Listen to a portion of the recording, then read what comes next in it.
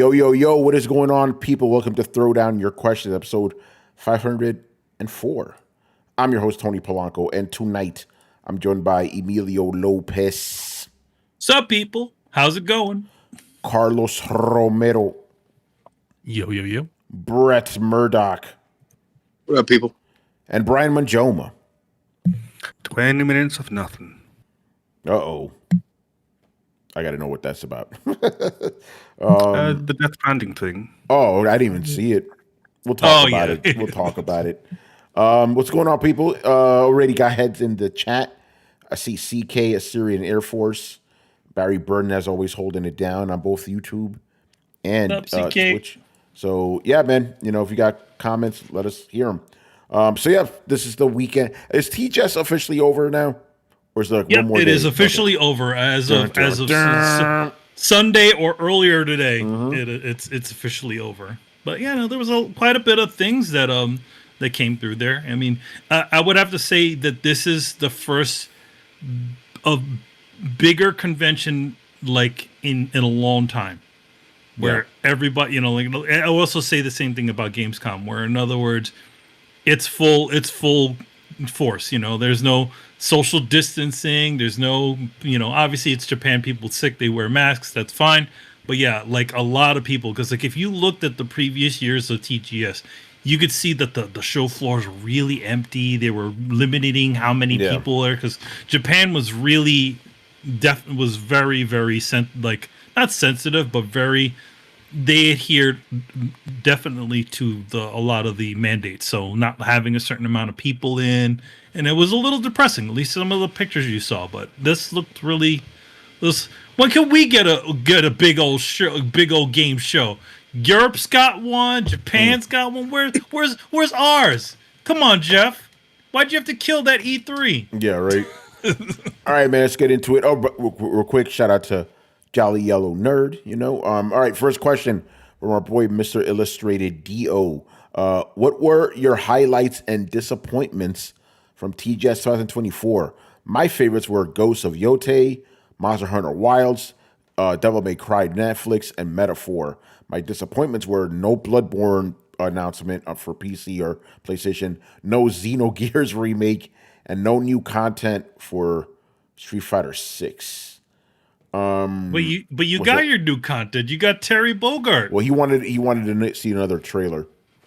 But I'm like, you know what's coming. You know you got Elena and Mai. So what else you need? Good.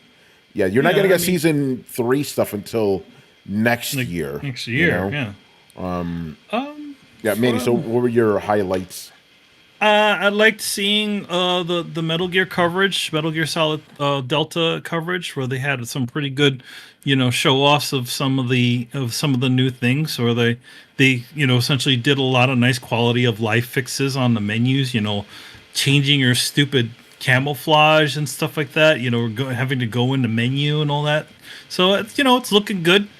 Silent Hill, I'd have to say there was some more stuff over there that they showed off with Silent Hill 2. It's looking to come along. Silent Hill's not one of my games, but I like seeing the work and the stuff that's going to go into it. And that thing's dropping soon. I think it's next week, right? The 7th of October or something? I have no idea. Something like that. So it's coming real soon. Let's see. I did like some of the games that were shown on the Xbox thing. I think the Tanuki looking delivery game looked kind of fun. Maybe I'll pick that one up on PC since I don't own an Xbox. Yeah, I mean, it was a lot of stuff here and there that was really fun and exciting. It was nice to see that stuff again. I can't say Ghost of Yotei would be a favorite because I can't say that I saw anything. You know what I mean? Yeah. It's cool that they're going, you know, that we know that they're making something, but I'd like to see a little bit more before I start saying something's my favorite, you know? Yeah. By the way, real quick, I got to say this. I'm looking at some TGS photos. Shout out to Japan for having booth babes. We don't have those in the West anymore. You see the Metal Gear ones? I'm looking at I saw that, and I also saw the SNK Mark of the Wolves. Like, They had the full cosplay stuff there. Yeah, they have the Konami had the like Metal Gear girls. They're all wearing little Metal Gear outfits, and then they had at the Silent Hill booth. They had all their spooky nurses twitching around. Yeah, bless you, Japan. Bless you. Yeah, they know what they can do. It's fine. Yeah, go for it. Anyway, I mean that's about it. Like. There's probably a few more things that I'm sort of forgetting, but I got good feelings out of it. Again, we have more Monster Hunter stuff, and more information on a couple other things. A friend of mine is actually out in Japan, so I sort of I was living vicariously through him. Yeah, the he's sending me over photo. Yeah, not even inside scoop. I mean, it was just in a convention, but it's nice to have somebody there to be like, hey, this is what I'm looking at. I'm like, hey, look at that. So yeah. Yeah. Yo, man, a friend of Throwdown is in Japan. Who? Oh, yeah? Oh, Subgator?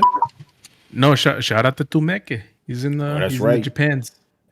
I don't know. Oh, yeah? How come he ain't sending us E3 pictures? He's sending Tokyo Game Show pictures. Well, he's sending us pictures of Akihabara and stuff. If you look at if you look at the chat, he's sending a bunch of pictures. Okay. Yeah. Carlos, what were some of your highlights? None of them. Damn, it's like that, bro. I haven't been paying attention to Tokyo Game Show, so that's a fault of mine. I mean, we got some of the Sony stuff. Yeah, I don't know. I don't even know whether to consider that Tokyo Game Show is just kind of happened at the same time. Yeah, Tokyo Game Show adjacent. Yeah. So I guess I'll say. Ghost of Yotei, I guess, is a highlight. I mean, even though I'm with Manny, we haven't seen anything. We just have to take them at their word. It's like, oh, it's another Ghost of game. One quick thing: did we have a question about the Palworld game? Yeah, we do. Okay, I'll make a comment about that later. Okay. As far as lowlights, I'll hold until another question comes through. Okay. So wait for another question. All right. I'm guessing you know what the question is already. Yep. Yeah, Carlos, I'm kind of with you. I haven't outside of Thursday, I haven't been paying attention. But in my defense, it was because I was playing video games. I said on the Thursday show. I am back in the dojo, bro, when it comes to Street Fighter 6. One of my homies who I haven't seen in a while, actually, I guess you consider my first friend I made in America. We kind of reconnected again, came over, drank, played some Street Fighter, good times. And then Friday out before that, the voice of God himself, my cousin, Christian, we were playing some Street Fighter, so I just what the fuck, man? He whipped my ass in Street Fighter 6 though. But then when we jumped on Marvel Superheroes vs. Street Fighter, I became one of those guys where I didn't let him touch the ground. I was like pop him in the air, go crazy. So I've been playing too many. Well, not too many. I was only playing 2 games. So I haven't been paying attention. But highlights, I will say that Ken and Chun-Li are coming to Mark of the Wolves. Fatal Fury, that's pretty cool. I don't know what they showed for Death Stranding, but it's Death Stranding, so I'm going to automatically give it a highlight because it's Death Stranding. Ghost of Yotei, we'll see it, but we got a question about it. The more I hearing about it, the less excited I'm getting, so I can't name that as a highlight or a low light. And I haven't really. There's some Square-Enix games coming, but they're already available on other consoles. They're coming to Xbox though, so there you go. I think that's pretty much it. Yeah, the Fatal Fury announcement was pretty good, and Soul Reaver, obviously, that's really fucking dope. I'm considering that part of TGS. That's TGS adjacent. That was a good one. It's good. It's good. I will say the Xbox showcase. It's when you look at it, it was here's some DLC characters and these remasters and Game Pass things getting added to games getting added to Game Pass. So it was hard to get excited about that unless you're you don't have StarCraft 2 for some reason on PC and you're dying to play it on Game Pass. Yeah. So yeah. All right. Brian, what are your thoughts on TGS? Same with you, Tony. I wasn't really paying too much attention, so I don't really know what came out. Yeah. So, All right, fair enough. yeah, nothing. Brett, did you check out anything of TGS? I didn't watch it as it happened, but I checked out the highlights, and honestly, it just seemed like, yeah. The problem with TGS is they don't ever drop any bombs. They're like, hey, Yeah. you know that stuff that you're already excited about? Well, get ready for a couple more trailers. It's true. It is so true. You know, and like unless you're like a real like Japanophile, you're not gonna get like this is Riku's favorite trade show, but you know because he's into that stuff. But if you're not, it's not gonna get you too crazy excited. But you know, it was a typical Tokyo Game Show. It seemed, you know, which is good because like Manny said, it was kind of depressing the last couple of years. You know, Look, here's the thing: Tokyo Game Show is like going to Olive Garden. All right, it's nothing new. Most of it is just rewarmed and given back to you, but it's not bad. this is true. What about the breadsticks though? Yeah, unlimited booth babes. Hey, okay, so the booth babes are the booth babes are the breadsticks. All right, I like that. Those some good looking girls too, man. All right, so shout out to Tokyo Game Show. Real quick, I didn't want to say Go like ahead. for and this is kind of on the booth babes thing, but it's also just the general air of what seems to be TGS. Like for a society seemingly as buttoned down as Japan is, they still know how to have fun in a lot of ways that we seem to be losing the beat on. This is true.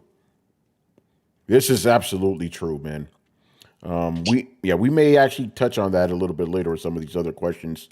But yeah, I don't really have any lowlights. There was nothing because again, I don't go into these things expecting anything, so I wasn't disappointed. I mean, you know, hey, I wasn't disappointed. I mean, it really much of what was there. It's just like, okay, it is what it is.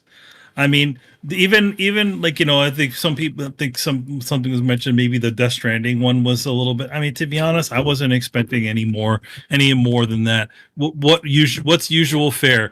Him, Kojima, essentially being the star fucker, showing off all of his friends, showing off that he has the he has some sort of some sort of marketing deal with some clothing designer that's selling a jacket that costs like costs the amount of 3 PlayStation 5 Pros. It is what it is. He signed to a new Hollywood label or he said like that was other news that they dropped. Like so he's got. Who gives a shit if Kojima has a representation with a Hollywood, like a Hollywood representation? Mm-hmm. What gamer gives a shit about that? Oh my God, Kojima's got this. No, that's just for that's for normies. That's for people who don't know who he is. Yeah. Mm-hmm. All right. Good stuff. Another question from Mr. Illustrated Dio. This one's kind of interesting. And again, this would probably be better if you're like super into Japanese games, but we'll do our best to answer. What up? What up? Shout out to you, Riku. Atlus or Square-Enix? Which development studio is better at its craft, and what are your favorite games? Atlus or Square-Enix? I mean, it depends on which era, to be honest. Yeah. I feel like Square Soft in that era, that I feel like that's the golden child back in those days. That's going up to like Final Fantasy X. But I feel like everything that has come after that has been at least for me, has had lowering expectations, but just hasn't hit the right notes.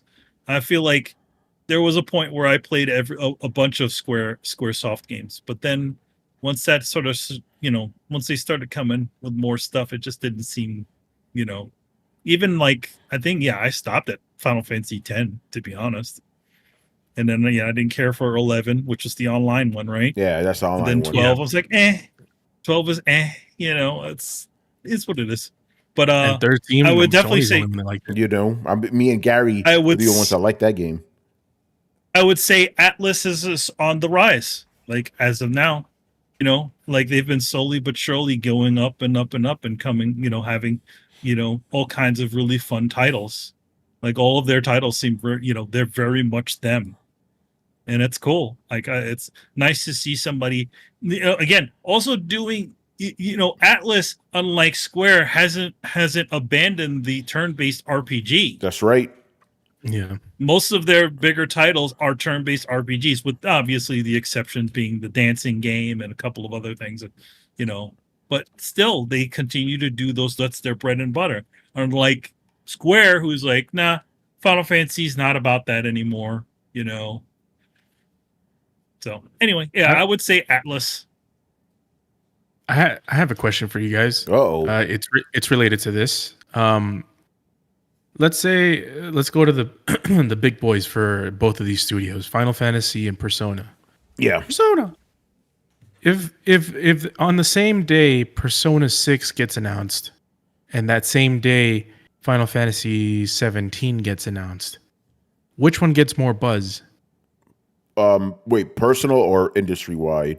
In just in general, as you know, looking at it from the outside looking in. Probably Final Fantasy. Final Fantasy. Because the name recognition stronger.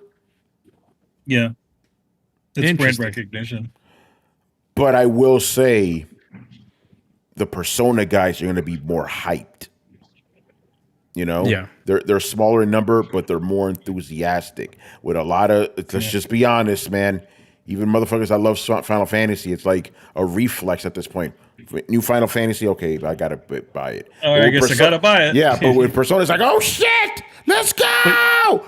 You know, you see the trend, right? The trends for both games, like one is obviously moving up, and the other one is moving down. Yeah. So yeah, no, I see what you mean, but I don't think Persona games will ever hit the mainstream like that. Because there would have to be a gameplay change. Yeah, and visual change too. And I don't think, and I think that would hurt the company because this is my answer to this question. I personally like Square-Enix games more than Atlus games, but I think Atlus is more consistent.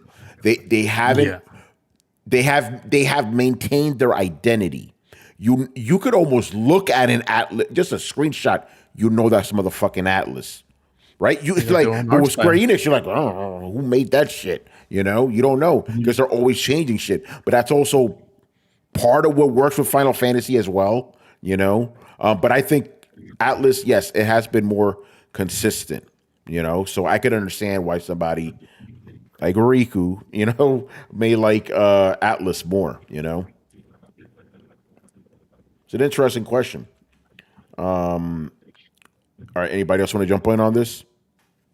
Yeah, just real quick on the question. I think Atlus right now is in a better spot than Square Enix. Square Enix had to lay off a whole bunch of studios and IPs and you know, all they have it seems that right now is Final Fantasy, and even that's kind of even as you know, I'm a big Final Fantasy fan, but even for me, it's like.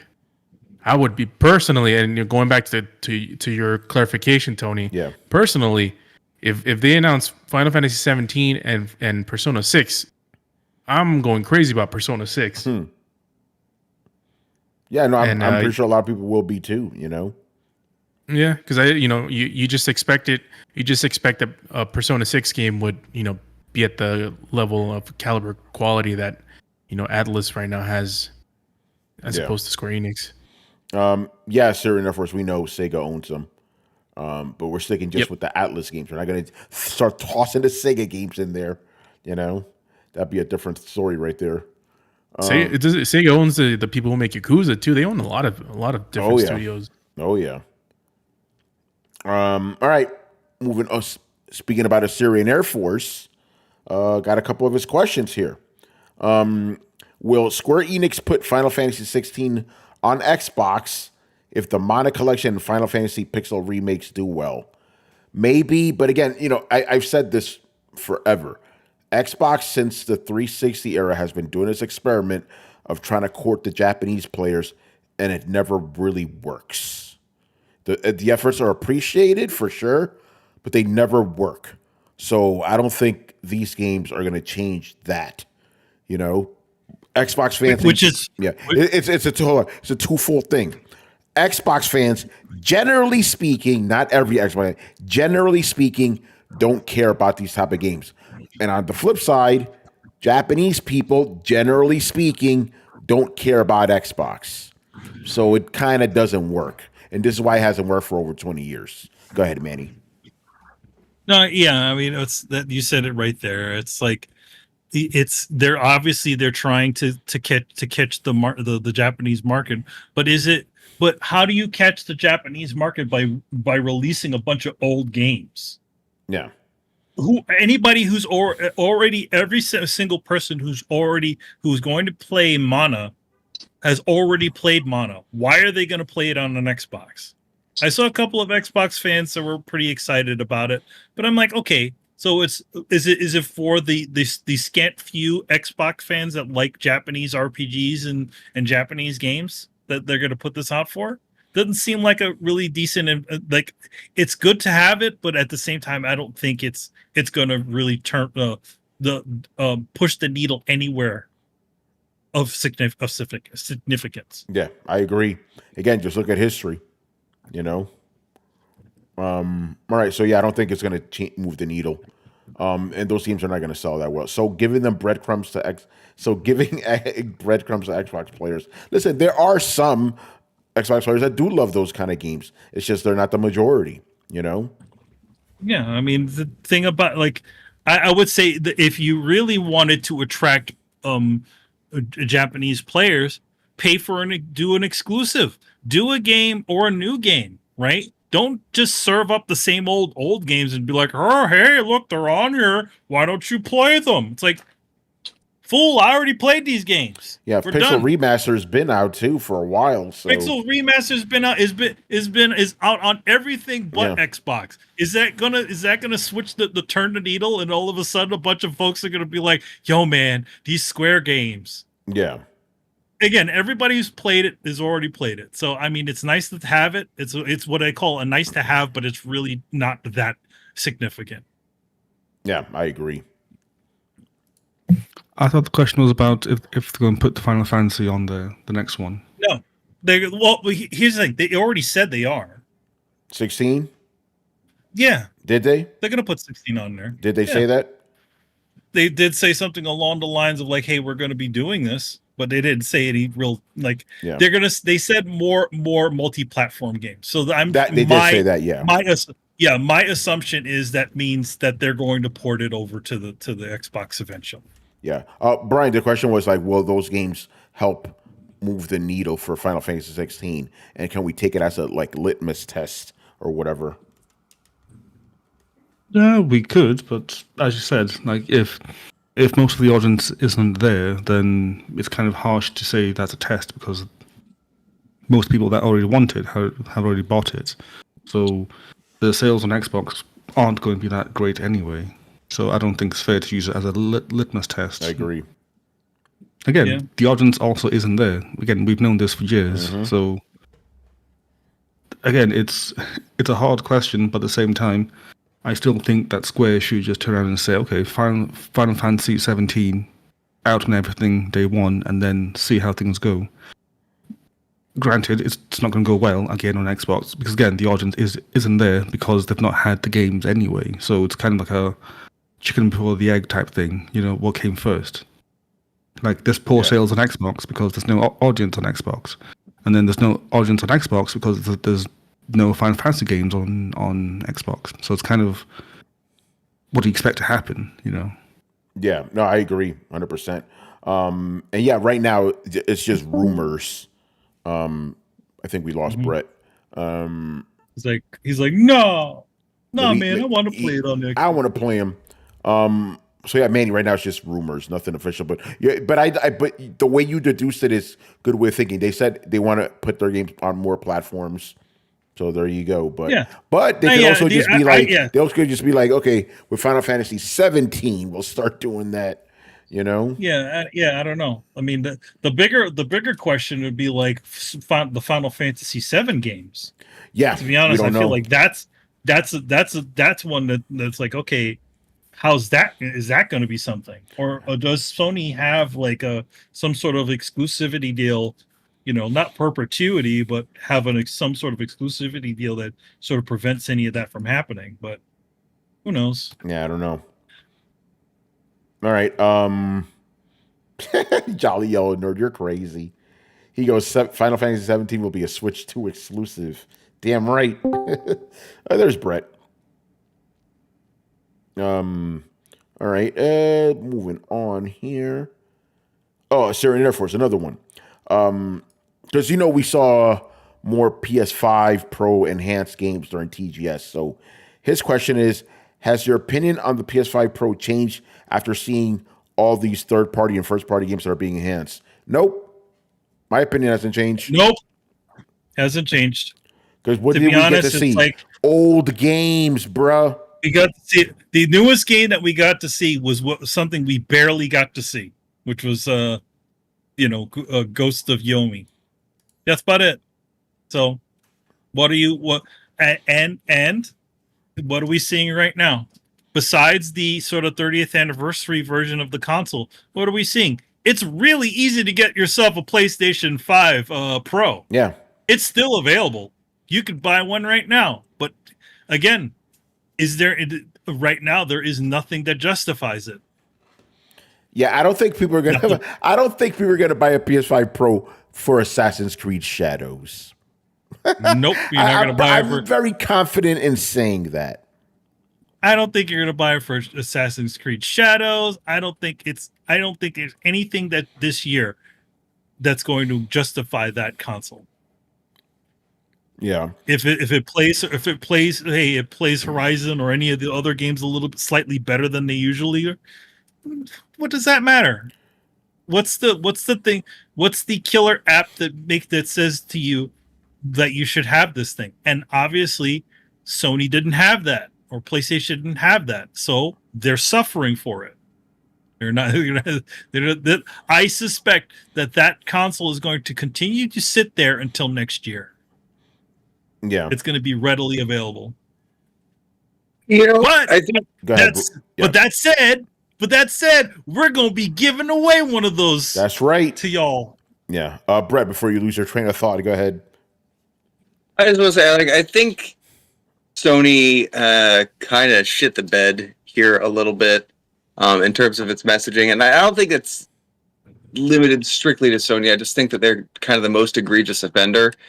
Insofar as so Sony really didn't lay down the idea of a PS5 pure exclusive very well or for very long before the PS5 Pro came out. And so now, even though you get games like Ghost of Yotei, yeah, you had it right the first time. It's built as it's definitely a PS5 game. It's a PS5 exclusive, but now great, we're getting games that are PS5 exclusives when the PS5 Pro comes out, which kind of gives us the feeling that it's not really necessary. It feels like Sony is always behind the curve. They're always releasing a new system before they start designing exclusively for the old system. And I don't think that I'm not saying that they're ever going to design exclusively for the PS5 Pro, but the fact that you had pretty much got the PS5 Pro out about the time where you finally started to cater to PS5 exclusives just feels like you're reinforcing the idea of, why do I need this? Right? Like, I have not needed the newest Sony tech in 5-6 years. I didn't need the PS4 Pro. Right? Their hardware hasn't been caught. It hasn't been necessity. Honestly, I could be comfortably behind the curve on Sony and not miss out on anything. And I'm not sure that they did themselves a service by kind of setting up that idea, because for a long time, a lot of it was, this is the new thing. We'd all been trained. We ran out and just bought the new Sony thing. Why? Because it's the new Sony thing, and Sony will put stuff out on it. We have full confidence, and I feel like they've kind of pissed away that confidence. And I wonder if the execs actually know that, or if maybe even I'm just the only one that feels that way. But I don't see anybody clamoring for the newest thing that Sony is doing. And I can't help but feel like it's because they haven't made that a necessity. Then my question is, oh, actually, I think I'll already answer my own question. I'll ask it anyway. I was going to ask you, if no one is clamoring for it, why is PlayStation so dominating? But the answer is because Xbox has shit the bed even worse. That's why. Because there's not a lot of competition. But like, yeah, like the faith in both systems have definitely dropped. And Xbox is not a real competitor. But I don't think that means that faith in Sony hasn't waned, because I've definitely seen that. And I still honestly think that, yeah, Sony's is a good choice for what a lot of people are wanting. I can't clear cut say though that Sony is hands down the better choice if you're like, hey, I'm thinking about getting into gaming. What should I get? 5 years ago, I would have told you hands down it's Sony. You want to get a PlayStation. Nowadays, like, I'd have to kind of see, well, where are you looking for? What are you looking to have value? Are you looking to have blockbuster things? Are you looking to be part of a multiplayer community? Like, and that they don't have the lock on that is, I don't know. As much as I talk shit, like, I don't want to see Sony losing any sort of handhold, and I don't see them doing that. But it sounds like that's what I would want. I would not revel in the downfall of Sony at all, because it's a loss for us all. But I can't help but feel like being uncontested for so long isn't doing them a lot of good. Yeah, I mean, that's the problem. It's like they're complacent because they don't have any competition. They really don't have it. And they're not suffering like the losses because no one's buying it. Because again, the other system, let's just be honest, because Nintendo's off on its own world. Very successful too, obviously. But if Xbox isn't giving people what they want, you just have no choice but to go to Sony, even if they're mostly just giving you a bunch of remakes, It's this generation, man. I said this on the last show, and I'll say it again. This generation has really seriously killed a lot of my enthusiasm for like the gaming culture or whatever, the gaming space. Obviously, I'm still a gamer. What was I doing all weekend? Playing Street Fighter 6.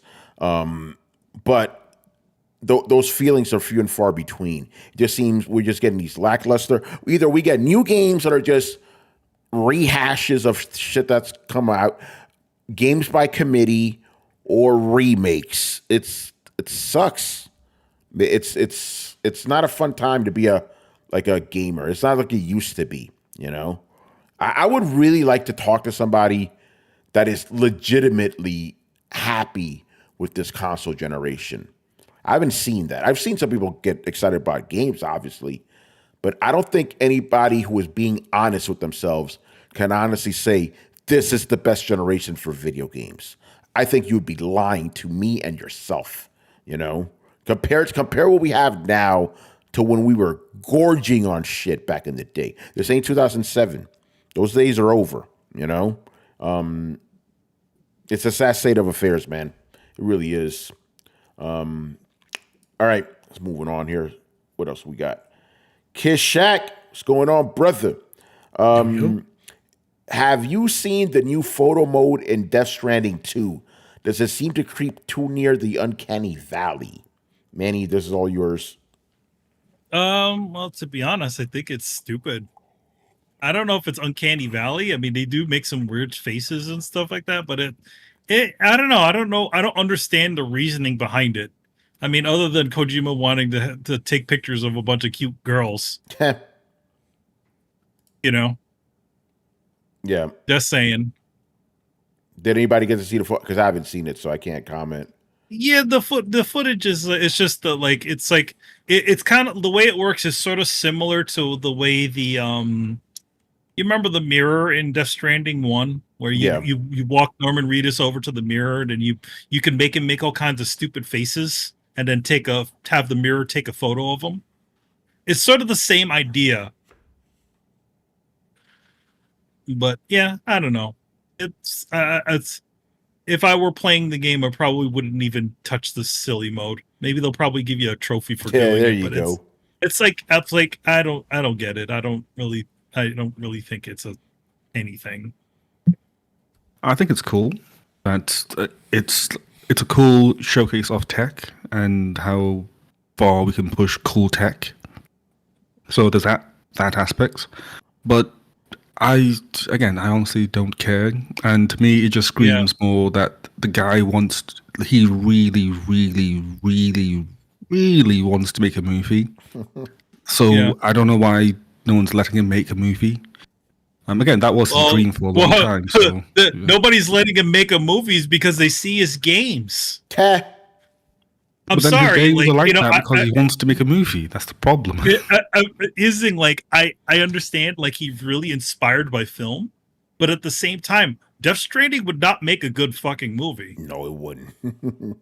No, it wouldn't. It will only if you cut down all like with the a lot of the silly and misleading and all the other stuff. It's really not a really compelling sort of story. I mean, there's things in there that are really deep and stuff like that, but at the same time, it's like it's all over the place. It would have to be Kojima literally cut, like, essentially really straining out everything, all the other bullshit that he puts in his games, and then into one sort of story. And I don't think the main plot of Death Stranding is really that much of a thing for a film. Yeah. Screw it. Make a TV show. Yeah, I mean, I think a TV show was more suiting for something like that, but who knows? I don't know.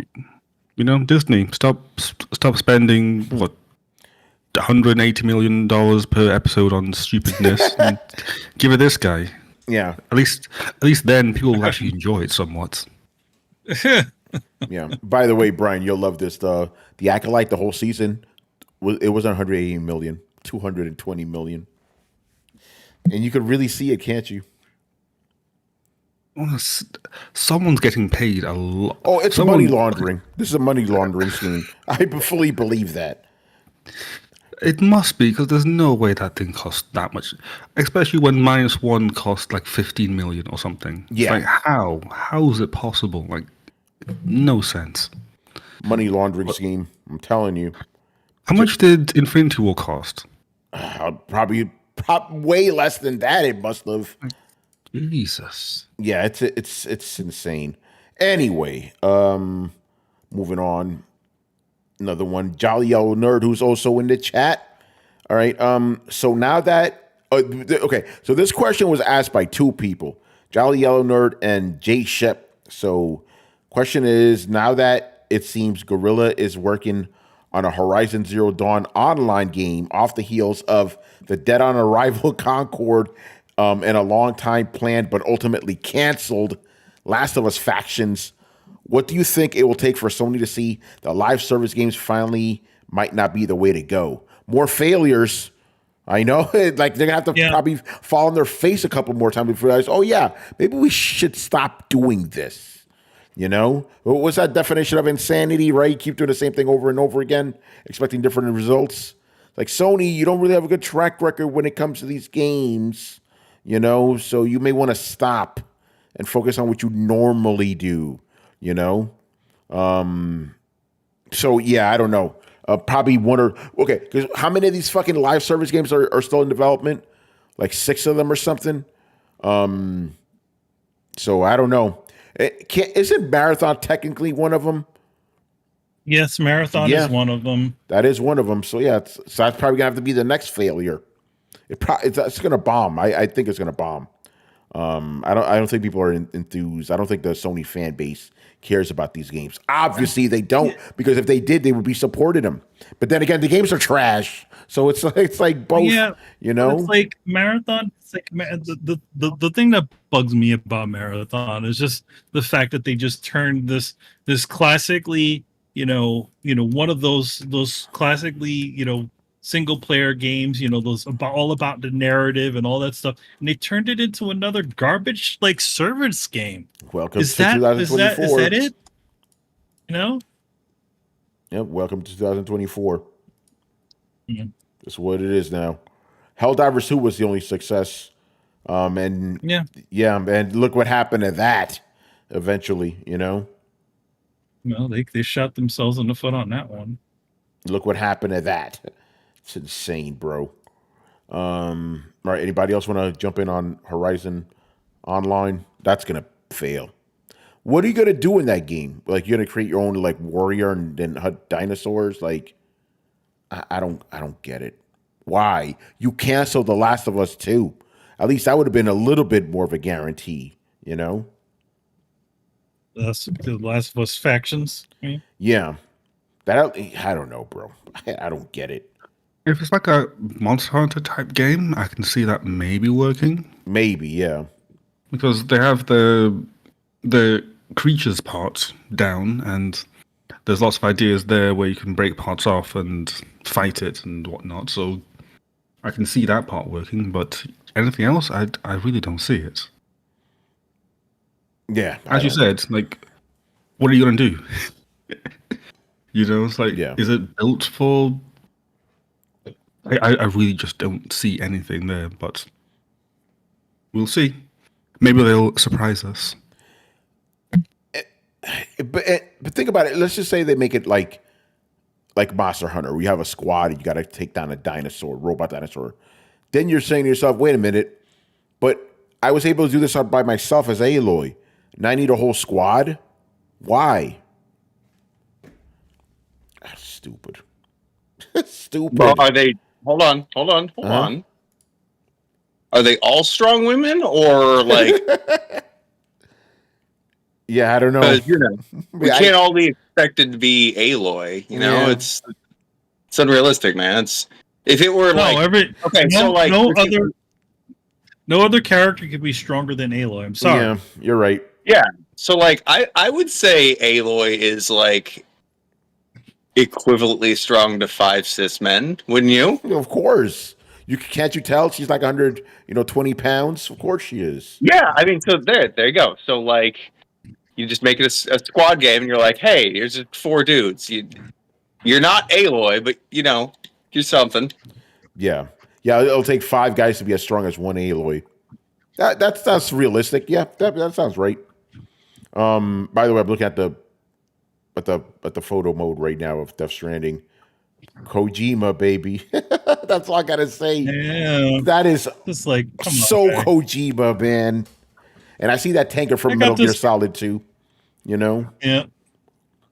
Fuck Kojima. Well, that's man. that's their ship. You have some sort of ship that you have where everybody hangs out on. It's just 3 cute girls dancing. Oh, one of them was pregnant. Yeah, what is this? Cute. Oh, look at that. One's got a little bun in the basket. oven. Yeah. Bun in the oven. Yeah, there you go. Kojima, man. You are. There is no other developer like this, man. I'll tell you that. That is a special man. Got this great idea. What's that idea, Mr. Kojima? Oh well, I'm gonna make this photo mode where you have a bunch of cute girls all dancing around. All right, yeah, sure. A certain effort says bring back MAG for PS5 and PC 500 player battle royale. It might actually be dope. I don't think they'll do it though. Hey Brian, what do you think about that? Didn't you like MAG? I did, but the studio closed down, so I don't think it's coming back. Yeah. I don't know who the IP lies with. I would assume Sony, but yeah. Yeah, studio closed down. I don't think it's coming back. And it actually might have a good following if it comes back again, but yeah, I think the time has passed. Yeah, Reggie, I kind of agree with that. He goes, I don't know if MAG would work in today's environment. Yeah, because you add one more A at the end of it. It's something else completely, ain't it? I remember Black Metal Gamer trying to get us like, hey, what if they make MAG, but it's fun action game? Like, I'm not saying that acronym on air, bro. You're trying to get me canceled and shit, Crazy. All right, man. Moving on, got a couple questions here from Jay Shep. Mandy, it's about Palworld. Yes. Oh, so fun. So I'll let you go with the question, but I did find out something interesting about the release of Palworld. But go ahead. All right. I'm glad he's asking this question because we got to debunk some stuff. If that's because I think, this doesn't seem right. Anyway, he goes, do you still think Nintendo would have sued Palworld if they weren't in business with Sony. All right. I know why you're asking that question, but remember, Nintendo started this investigation before Palworld was even on PlayStation, before there was any negotiations. Yes. So it just kind of coincided that the lawsuit came out just as Sony said, hey, it's coming to PlayStation. It wasn't like they saw that Nintendo saw the news like, okay, now we're suing them. We got to fuck Sony. No, they were already trying to get Palworld. Remember, they said this back in February. They're like, we're going to investigate this shit, so that has nothing to do with that, Yeah, so it has something to do with, and also the release of Palworld on PlayStation 5 is in every other country outside of Japan, where the patent is pending. There you go. That makes sense. So they did it. It's not. Hence why it wasn't really done at Tokyo Game Show. It was done on their own show, but Palworld is only to areas that don't have that patent. Yeah. So they're obviously thinking about that sort of stuff. Yeah, see, and that makes sense because again, I'm not a lawyer, but the way they did that patent is really weird because they made a patent after the fact, Mm-hmm. So it's like they made it after the fact, and it's like a retroactive thing. It's like never heard of anything like that. So that's why I asked: is it a Japanese thing or is it a Japan only thing? It seems it is, So my guess is that when the moment that this, I'm wondering if since Sony did, it does have a deal with them, if they are going to assist them with this with the lawsuit, this issue with the lawsuit, because they made up a whole new studio or something like that to sort of assist them with developing this game, or essentially getting the game to a point where it can be shipped on to their standards on PlayStation. So we'll see. And as obviously, J-Shep, this, Nintendo and Sony have bad blood, so I wouldn't surprise me if Sony's like, oh yeah, we're gonna get you, motherfucker, so then they're gonna bring their lawyer. So yeah, I expect a fight for sure. Mm-hmm. It's gonna be crazy. All right, next question. This one's for me and Richard, but Richard isn't here, so it'll be for me. Have I seen a game? Have I quote unquote seen a game that the public hasn't seen yet that I believe could be a banger in the future? Bro, you're trying to get me in trouble, aren't you? I can't talk about that. I can't answer shit like that, bro.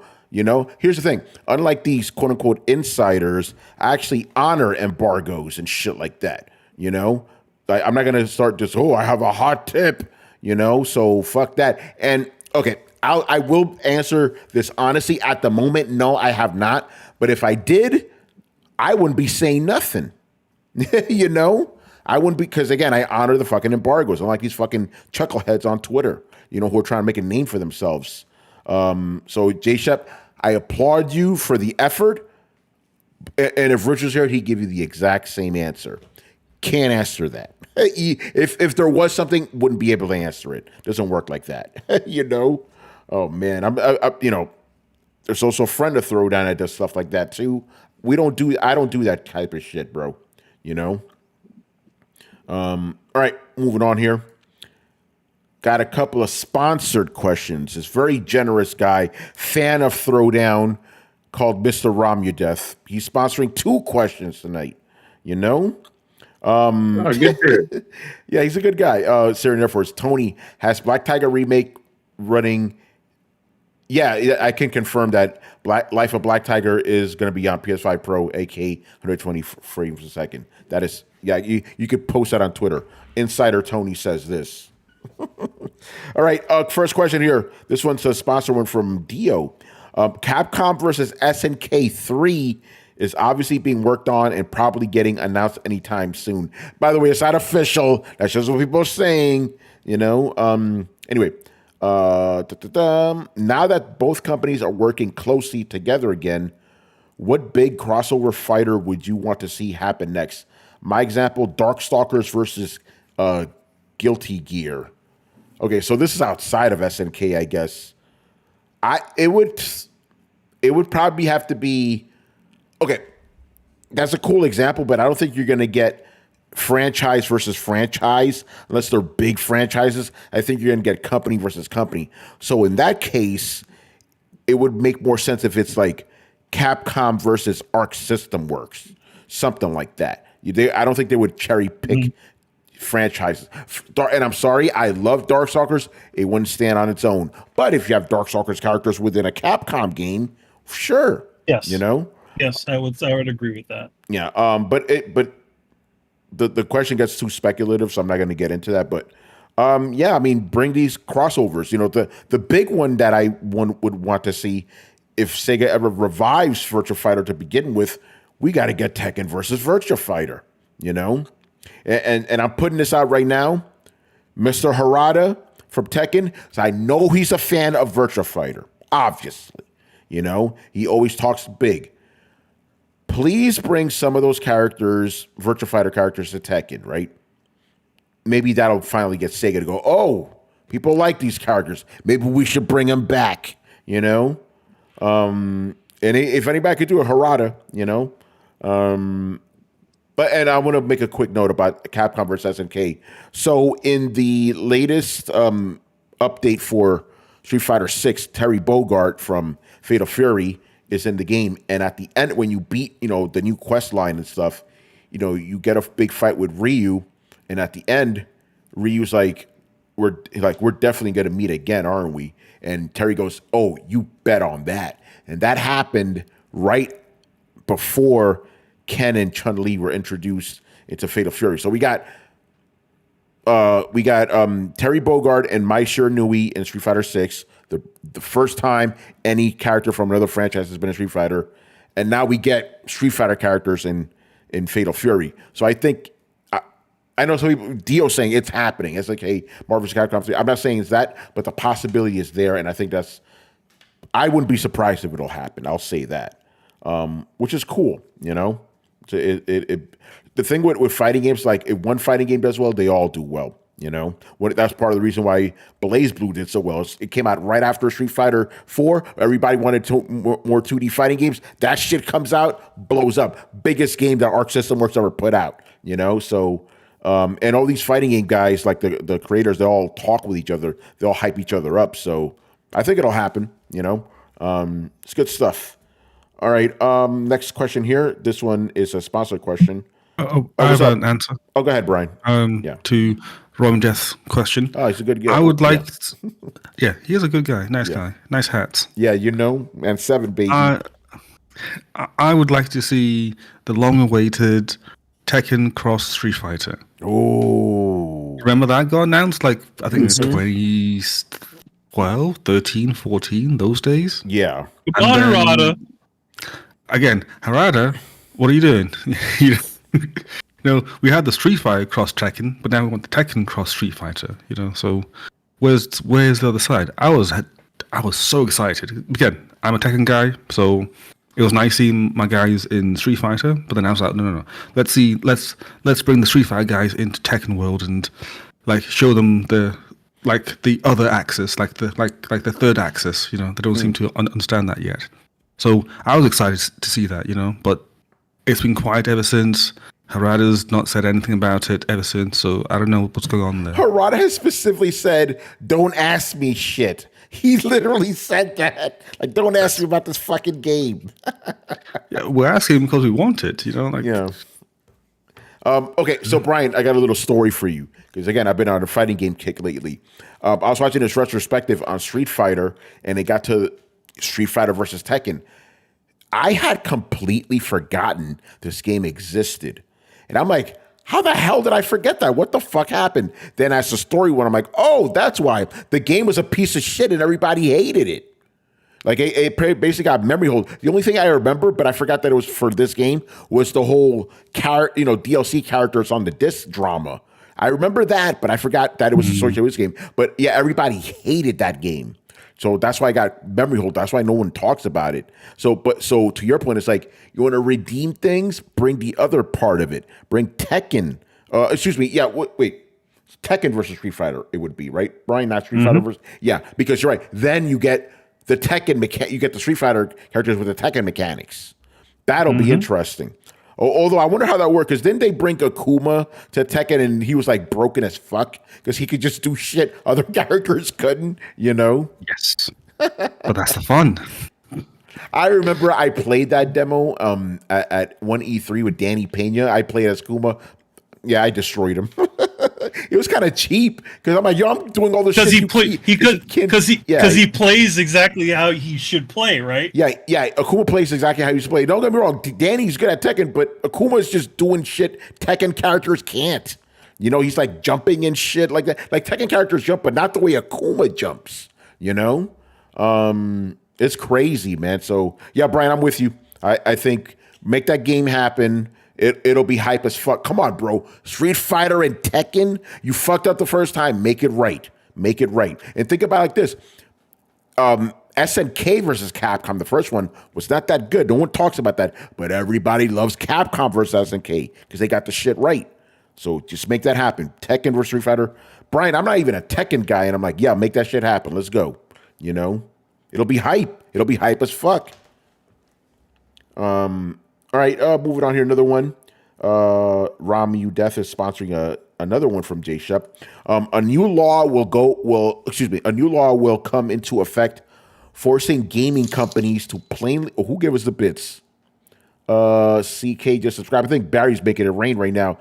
Let's go, make it rain the subs, baby.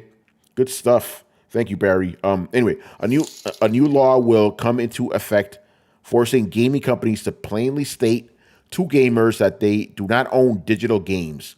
What are your thoughts? They should have done this shit years ago. You know? Till this day, I still get into argument with people who think that if you buy something digitally, you own it. No, you don't, bro. You never have. You know, so it's good that, you know, but it's not going to be like, it's just rolling out in like one country right now, isn't it? It's not like worldwide. Mortal Kombat versus Street Fighter would be hype too, Freddie. I'll give you that. But yeah, I think it's a good thing because people don't seem to understand that you don't own shit that you buy digitally, you know, unless it's like DRM or whatever. And then you can just put it in like a SSD or something so they can't take it away from you, you know. Make it rain those subs, bro. What about the rest of you guys? What do you think about that law? I mean, I mean, to be honest, that should have been done a long time ago, as you said, because again, people don't realize that just because they buy something, it doesn't exactly mean that they're owning it. So it's just more clarity for people. Then now people don't have now people can't complain about when they take things away. It's like, well, it says it doesn't, you don't own it, so yeah, pretty much. All right, moving on. Who was this guy? Another good guy that we like around here, Mr. Eurocar9. Very interesting question that he has here. Am I the only one who wishes that Monster Hunter Wilds gets delayed a few months? Yes, and if Eurocar were here, I would ask him, would you prefer that the game get delayed or that it gets released next week? I'll speak for Eurocar9. Yeah. And I have a feeling, before you go on, I have a feeling I know why this question exists. I've heard from some sources that Eurocar9 may be going on vacation 3 weeks after this game gets released, so he won't get to play it with his buddies for very long. So for him, it would be better if it did get delayed for a while until he got back from vacation. But that's just what my sources say. I can't confirm or deny that. Anyway, go on, Carlos. By the way, before we even get this, is this all Barry Burton? That's a lot of making it rain, man. Man. Yeah, he gave subs to everybody, man. Shout out to Barry Burton as always, man. Holding it down. Obviously the answer is next week. Next week would be great. I mean, I'll take that. I'll take this game today, right now, as opposed to, you know, sometime in the future.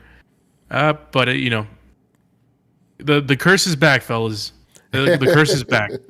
Yeah, I have a technicality of 2 weeks to play the game, but in reality, it's really like 1 week. Yeah, because you got to get ready for that trip.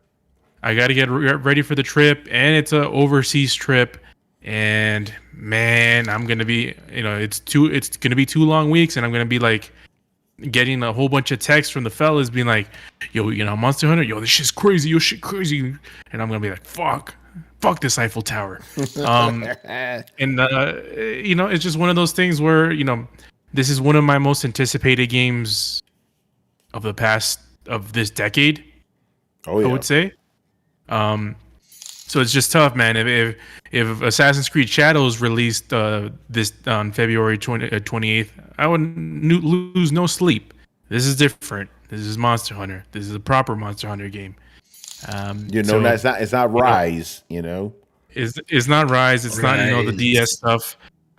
So selfishly here, speaking for myself, I hope this game, just like every other game, gets delayed.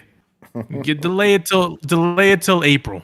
Come on, just do me that favor. Anybody at Capcom or release it now, man? How about that? Or release it now. You can release it now. We'll have fun. I'll gladly pay for the super extended edition with the premier pricing and the different skins and whatever the hell you're selling me and the soundtrack. Or if you I'll give you the grace of releasing it in April. You can fix more bugs. Think about it. Day 20 patch on day 1. That's better than day 0 patch. So yeah, it's unfortunate, man. It's one of those things, but it's like Newton's fourth law of motion at this point. Oh yeah. If Carlos is going on vacation, there will be a major game release very close to it. When they announced the fucking release date, first thing I had, we had our group chat, yo, Carlos, man, when are you going on vacation? And you were like, fuck. I was like, it happened again. Crazy. And it's not even like just some random ass game or the games that I don't care about. It's games that I freaking care about, man. It's Elden Ring. It's Monster Hunter, it's Spider-Man. God damn it. Every single time. Red Dead Redemption 2. The Division, The Division. Or the Division 2. Yeah, Division 2. Yep. You were gone. Gotta play with my buddies, Because I did play with you guys for like a week. Yeah. And then I had to take off, and then that's where you guys had all the fun. You guys, because the first week we just spent most of the time just figuring out what the hell to do. Yeah. So it's like we spent most of the time figuring out what to do, and we got this is literally the last thing that I played on that game was with you guys when we got murked in a fucking. Oh yeah. There was this one place where it was a street, and there was like a lot full of people that just destroyed us. Yeah, I remember that. Like, yeah, that was it. And then I left, and then you guys ended up playing. And to be fair, there's some unfortunate parts about that game that irked you guys as well. But unfortunate for me, I didn't get to hear the voice of God rage playing that game. That was the greatest. But hopefully, actually not hopefully, I know that this Monster Hunter situation will be like Elden Ring, where we start playing together, you go away, you come back, we're still playing that motherfucker Monster Hunter, because this is going to be one of those lifer games, just like Monster Hunter Worlds was. We were on that shit for years, Oh yeah, we didn't stop. We didn't, and then when the inevitable expansion comes out, it's over, like the meme, I can't wait. Yo, we getting Flameborn? Yeah. Listen, I got to say this, man. Capcom, right now, MVP of the gaming industry, man. They're so fucking good right now, And it makes me happy because Capcom was my favorite company back in the day. And there was a time where we called them Crapcom. Remember, they were fucking up in the 2010 specifically. But once they got their shit together, boy. And this is what happens when the company is still owned by the people who created it or the family that created it. They were like, oh, that shit's not working. Let's pivot. It's not like this mega corporation. It's still the same people. It's in the family. Good shit. Shout out to Capcom, man. Yeah. All right, moving on here. Mr. Lego Bro. That's the name I haven't seen in a while. How you doing, brother? All right, first question. I've noticed a lot of game studios in the last couple of years have made the same games, Survival and Souls, why don't they make games like the Uncharted series? He spelled it like that too. Okay, here's the funny. I'm kind of glad you asked that question. Remember when every game was Uncharted, right? And why did that happen? Because the gaming industry is a big copycat. Whatever is big, we got to make a million of those. Right now, what's big is these survival games and these Souls games. That's where we're getting the same shit. Remember, there was that time where every game was a first-person shooter. Everybody's trying to be the Halo killer. And then everybody tried to be the Call of Duty killer, you know? And then everybody tried to be a live service game. You notice a pattern here. Whatever's big. Fortnite. Yep. Everybody's trying to jump on it. So the reason we don't get Uncharted games, right, is because those type of games are not popular. But those other games, the Souls and survival games, sure as fuck are. So that's why we're getting a bunch of those, you know? So simple as that. Yeah. But, go ahead. Going back to like how, previous discussions where most of these games, going back to Brett's green, what do you call it?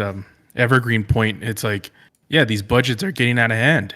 Mm-hmm. And when you expect games to cost a certain amount of money, then, they're only made by certain type of studios with certain kind of money that want a return on investment. So what do? They go to whatever the hell the hotness is, and they're like, oh, everyone is doing this type of game, this live service game. Everyone's doing loot boxes. Everyone's doing crypto, NFTs,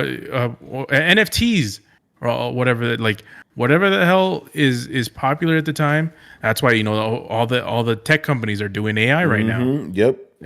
It's the trends, and they want to follow it because if they miss out, they miss out on money.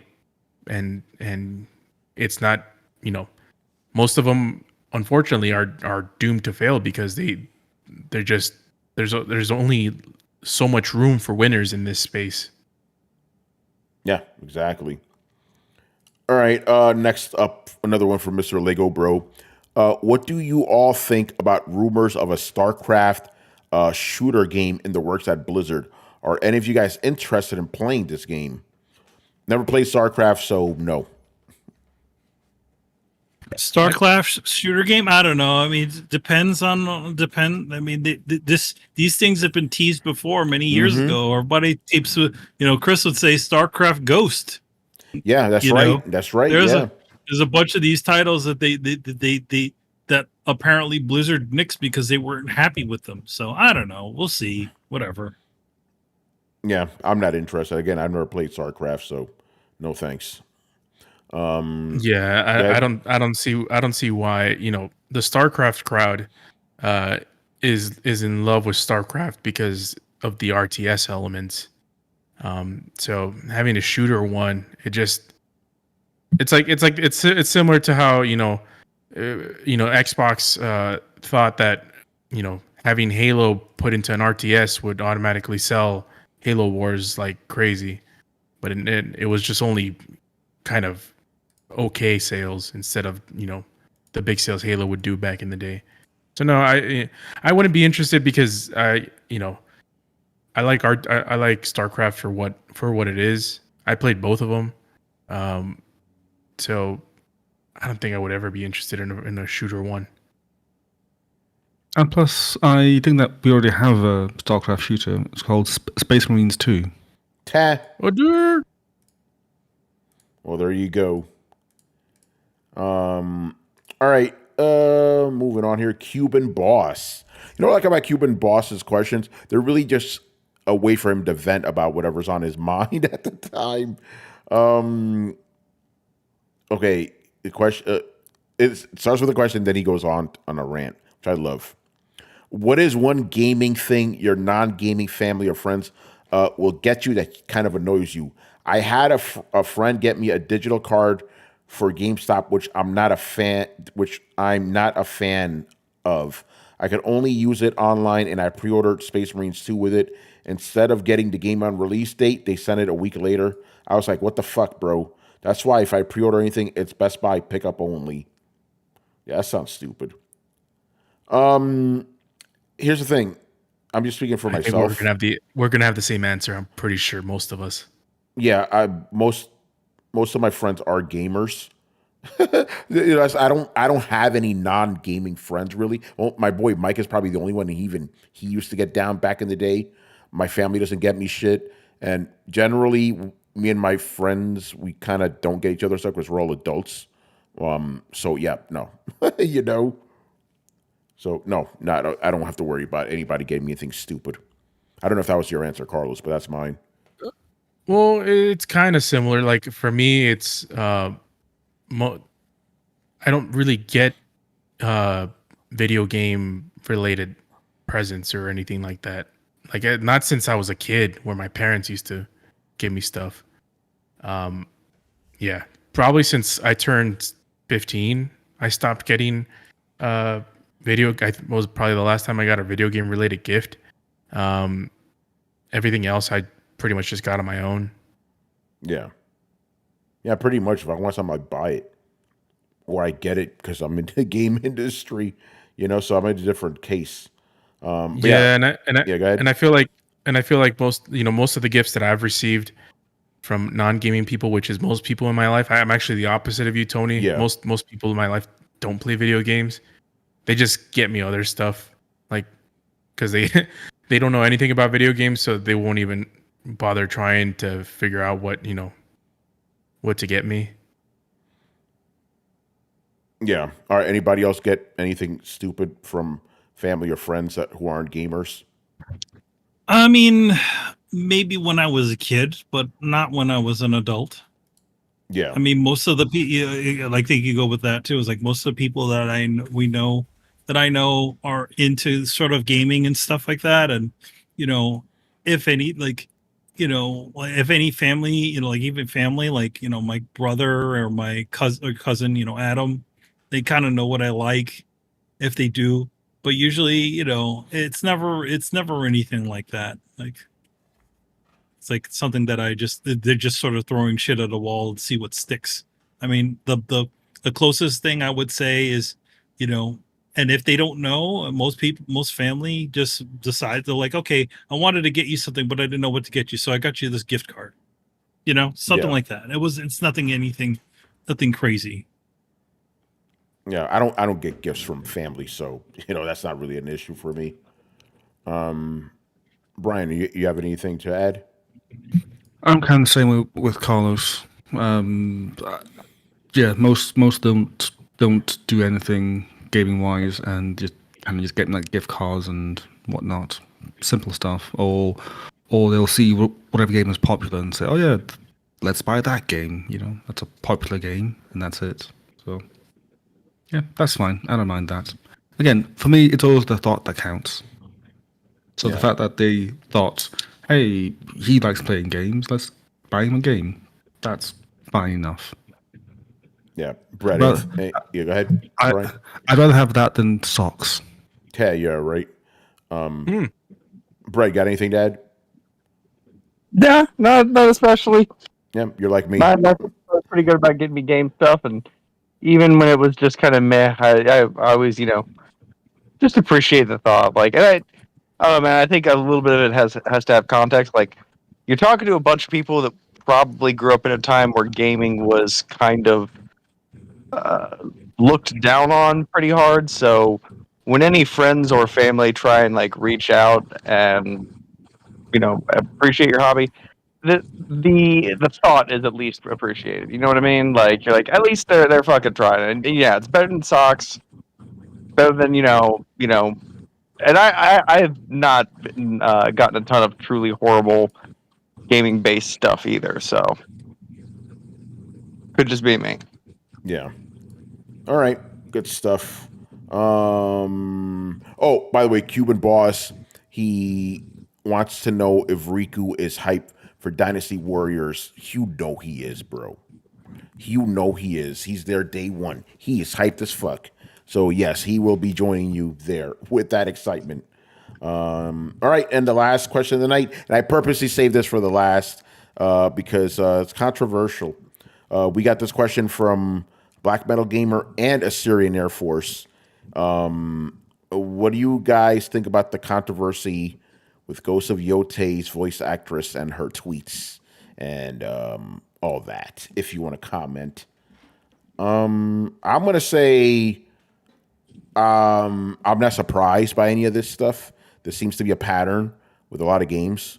Brett, I see you unmuted yourself, so you want to jump in, you go right ahead.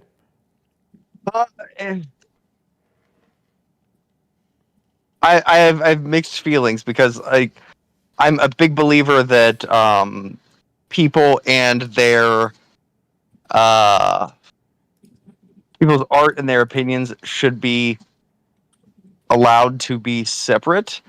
It just doesn't get to be that way a lot these days. So like I'd seen somebody, and I think it was from Kotaku, had basically made a statement talking about how an artist and their work should be viewed separately, and like I was just like, holy hypocrisy, Batman! Like, yeah, I was about to say Kotaku said that. The same people who went after the Harry Potter game. Yeah, and like that's kind of like, so I'm kind of in a mixed place where I'm like, yes, I agree with what you're saying now, but it's not what has been said lately. And, you know, if this were being said by a representative of the game, because I showed it to the girlfriend, I was like, hey, you know, and she's like, well, I don't really see what the deal is. I was like, because it's Kotaku. And she's like, oh, I thought it was like the game's representative. And I was like, no, that would have been a very reasonable thing for a representative of the game to say.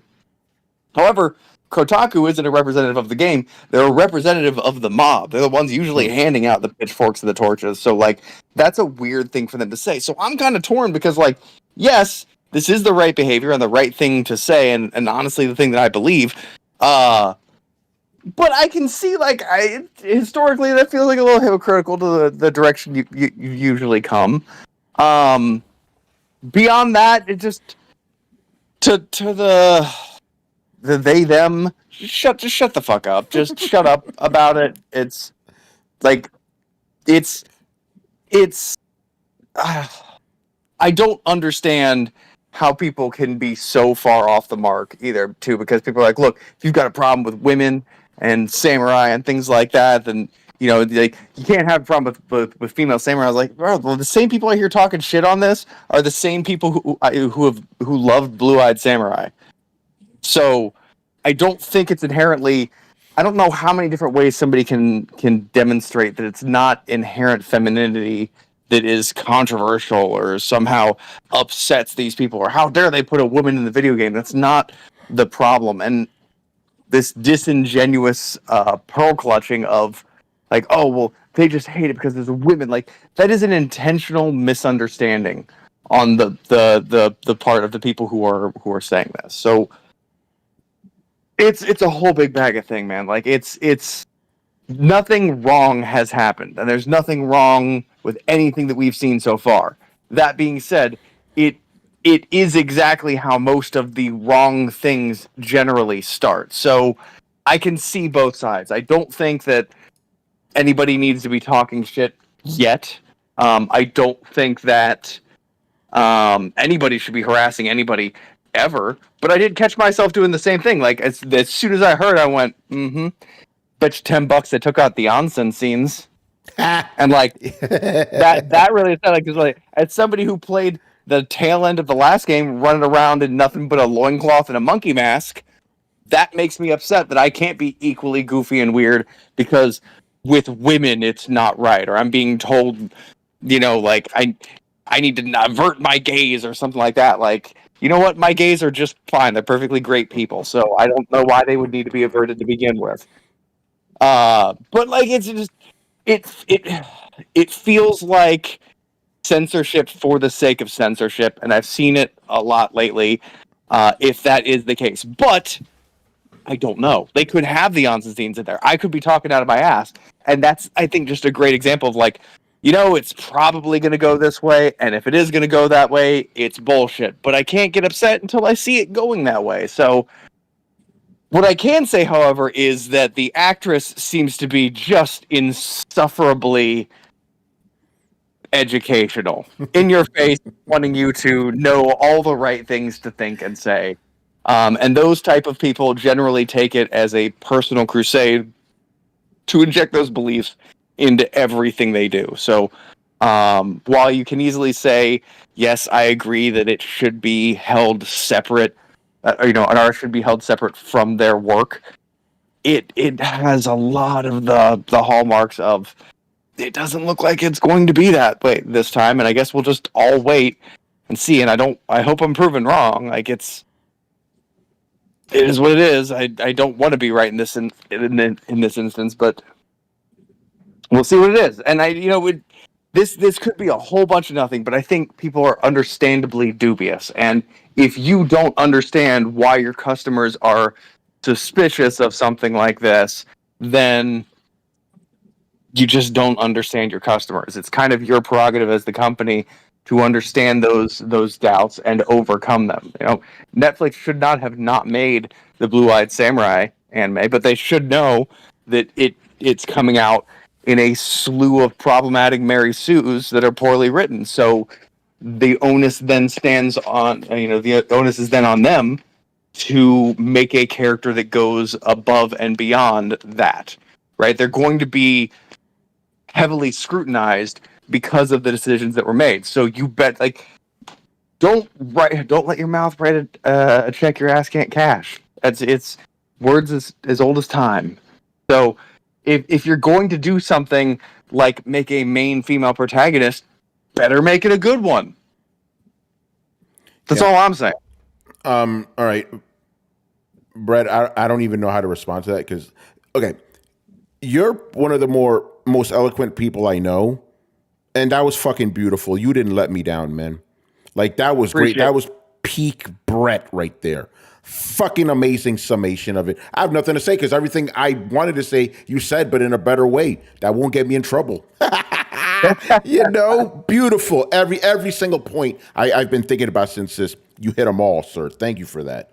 So yeah, like you said, we'll see what happens, but we've seen how this is starting.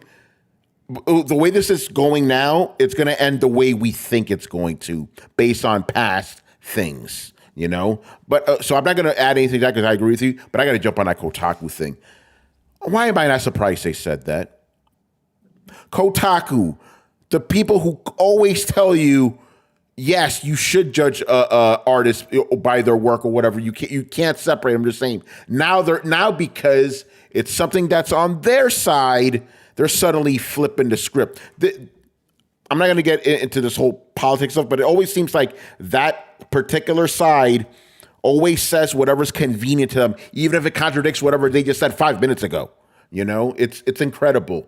But you guys know our history with Kotaku and Throwdown. We don't like them. We think they're a rag. So I'm not surprised by any of that. But yeah, that's all we'll say about that. We'll see what happens with this Ghost of Yotei game, But Brett, you knocked that out of the park. I mean, we'll see. We'll see what happens. I mean, I haven't been seeing any of the stuff that the actress has been saying. But to be honest, I'm like, I'll make the judge. I'll make the judge as a judgment call as to what it is by the actual work that comes out. I mean, yeah, I would agree that whatever that Kotaku said, that seems fairly what do they call it? Hypocritical. That seems like old. That seems like old Kotaku, like before, in the olden days, before they were constantly attacking their own readership. But yeah, so I definitely think that what they said is the right way to look at this, where you can separate the person from their work. But I think the one problem is the when the person's reputation starts to overshadow the work, that's when I think things start to become dangerous, because that's when it starts to affect sales. I agree. I don't want to add this just for clarification. The actress has not said anything yet regarding this game. People are going off of what her activities on Twitter. Right? Oh, so no, her activity in the past. So in other words, a bunch of people are digging up some old shitty tweets. Okay, at this point, don't. Well, it's not. It's not old tweets. It's literally stuff that's like even last week. She's a activist, right? But she hasn't said anything yet regarding this game or talking shit about the fans. So I just want to get that clear. But at the same time, I wouldn't be surprised if and when this happens. Think about it like this. I know. Okay, Manny, hold on, because this is very important, right? Right. One thing that's happened. One of the things, and we talked about this on the Thursday show, right? Sean Layden already told people, "Don't like it, don't buy it." Even though he is no longer with Sony, what is everybody reporting? What is the headline always say? Ex-Sony guy says, don't like it, don't buy it. So the association's already there. You know? So I don't blame people where they don't look at the whole context of it and they think, oh, Sony's telling people not to buy this game. You know, so Sean, you fucked up. You shouldn't have said that. In general, people shouldn't be saying that nonsense. But now, because you used to work for Sony, people are just making that jump, you know? Go ahead. Yeah, go on, Manny. You go first. No, go ahead. I'll just about to jump on what Brett said, and I've actually been at two minds with this because, again, I totally agree with Brett and what he says. Nothing wrong with that. My issue is, and this goes back to the hypocrisy of Kotaku, is Kotaku seems to have a real issue with using people's morals against them. And this is one of those cases where we can stand here and say, okay, we have the moral high ground. Let's not look at her actions and judge her by the art and keep the art and the artist separate and go down that line of thinking, which is the right thing to do. But at the same time, these people have not been doing that and have been getting away with it. So it's like on the one hand, I want to take the high ground and say, you know what, let's separate the two. But then on the other hand, fuck it, chaos. Like at some point, I'll just be done with the moral high ground and just say screw it. You know, like you want to sling poo at me, I'll sling poo back, and then we'll see who wins this war. Because at some point, it's just going to be a case of there's just nothing else you can do because these people don't care about hypocrisy. We can sit here and point it out all day, every day, but they don't care about their own hypocrisy. So that's why they get away with it. So it's one of those cases where it seems like the best thing to fight fire with is with more fire, and then just burn them out. Yeah, that's kind of where I'm coming at it from now. It's like, all right, you want to fight fire, let's go. But yeah, the hypocrisy is just incredible to me. It's insane. All right, man. That's it for the show. Good stuff. Rich isn't here, so I'll plug the Coalition. Make sure you go to thecoalition.com, coalition with a K.com. Lots of good stuff. They're going to have a lot of post-TGS coverage. So I know Adam's got some stuff cooking. As always, he's reviewing like 50 games right now. So make sure you check that out. Also, I Am Negan is returning soon. So make sure you follow the Coalition over on YouTube. That's going to have Carlos and Rich and Adam. And I don't know if you guys have any special guest appearances on I Am Negan, but, you know, show's coming back. The Nuke, you know? Yeah, anything else you want to add to that, Carlos? We should have an episode soon. Let me go to the Coalition and see if it's up.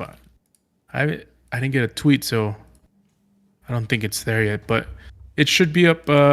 Episode 1 should be up soon, so just stay tuned for I Am Negan on the Coalition on YouTube or thecoalition.com. Coalition with a K.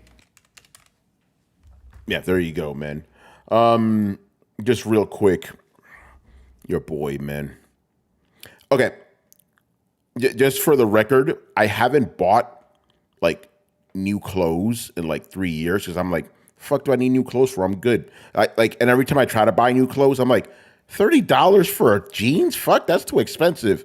What did I just do right now? I just bought a $200 controller. You bought, yo man, you bought. I was gonna say you bought that. You bought that $1,700 Kojima jacket. No, I didn't buy that. I just find it funny. I look at a pair of jeans, and my jeans are fine. I don't really need new clothes and shit. But it's just funny. I'm like, $20 for a shirt, man, that's too expensive. Ooh, I need that $200 controller though. I just bought this fucking control it's like a moddable controller for fighting games and like first person shooters. What's cool is, Manny, so like you could like it has like 4 buttons and the right analog stick. We could take that part out and have it be 6 buttons if you want for fighting games, you know. And it even has like 3 different D-pads and shit. So yeah, I bought it. Your boy, I told you, I'm back in the dojo, bro. You know, because what happened is so I have the Hori fighting commander, right? I was playing my cousin, and I was not getting my super moves out consistently. He was fucking me up because of that, pissing me off, right? And then yesterday, when my homie Anthony came through to keep things quote unquote fair, I'm like, okay, I'll use the regular dual sense controller just like he is, right? I didn't miss a single super move with the fucking regular controller. So I'm like, okay, bro, what the fuck, you know?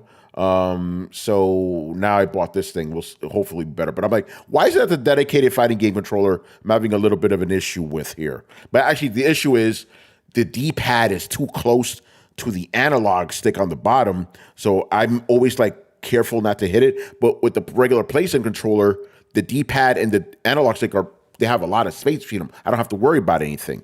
This shit has a lot of space. It is actually officially endorsed by Sony too. What's the name of this shit I just bought? PD something Victress. So I'll give you my full review when it comes in on Tuesday. Listen, when it comes to fighting games, I'm very particular about the controllers I use, bro.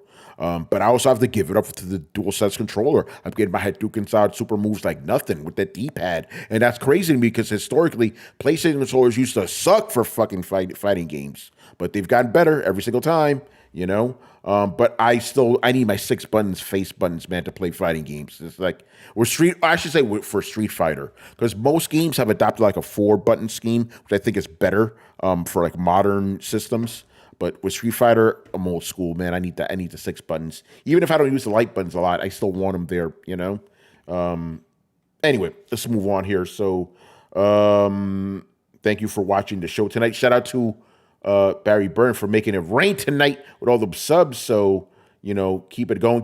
Again, because of stuff like that is why we're able to give you guys good stuff like the PS5 Pro, son. As soon as that comes in, October 15th, we'll give it away to a lucky winner. And I think in early November is where we're going to, or probably late October, mid-October, we'll establish whatever the rules are. Because we'll figure it out. Because I want to do something different. I don't want to do the same thing as like we just tell a bunch of random people, hey, subscribe to Throwdown, you get a console. Then some random person who never listens to Throwdown gets it. And then, we get a bunch of new subs, but the views don't go up. I want to give this console to a real fan of Throwdown. Whether you've been listening to us for like 12 years or, you just joined last month. I want it to be for the hardcore guys. Guys like Jay Shep and Tumeke, one subset, all these cats, real motherfuckers, Up hits, Logic wins. All these Jolly cats. Yellow Nerd. CK, Assyrian Air Force, real Lego Bro, real Kishak. The real dudes that are always mixing up. The guys in the Discord who are there every single day. I want one of you guys to win this shit. I don't want some random that just shows up like a tourist, like, oh, I got a new console, and then never shows up again. So we'll figure that out. We'll get creative, or the creativity may be simple. Who knows? But we'll see. Anyway, make sure you follow Throwdown on Twitch and Twitter. Join the Discord where the conversations and the rumors are always popping. You could also find Throwdown on any podcast app on the planet. Throwdown Show, that's 2 words, Throwdown Show. Also, if you have been watching us on YouTube and like the video, make sure you hit like, subscribe, and hit the bell to be notified of when we go live, both on YouTube and Twitch every Thursday and Sunday night at 10:30 p.m. Eastern on the internet, baby. Links to everything down below. Once again, I was your host, Tony Polanco, and tonight I was joined by Emilio Lopez. See you next time.